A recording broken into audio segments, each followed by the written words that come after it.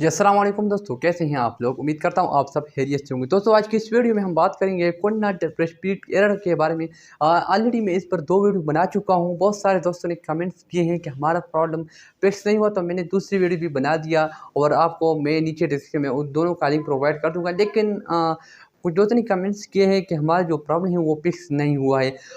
जो फर्स्ट वाली वीडियो थी उस पर अल्हम्दुलिल्लाह व्यूज़ बहुत अच्छे हैं।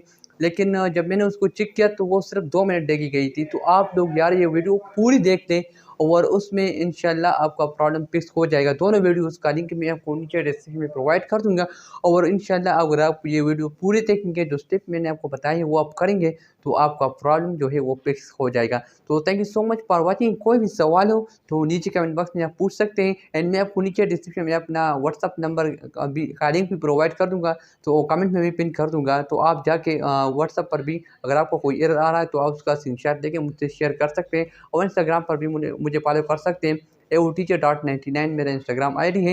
नीचे डिस्क्रिप्शन में प्रोवाइड कर दूँगा, तो आप मुझे इंस्टाग्राम पर भी फॉलो करें एंड व्हाट्सएप पर भी अगर कोई भी सवाल हो तो नीचे कमेंट बॉक्स में पूछ सकते हैं। Thank you so much for watching. अल्लाह हाफ़िज़।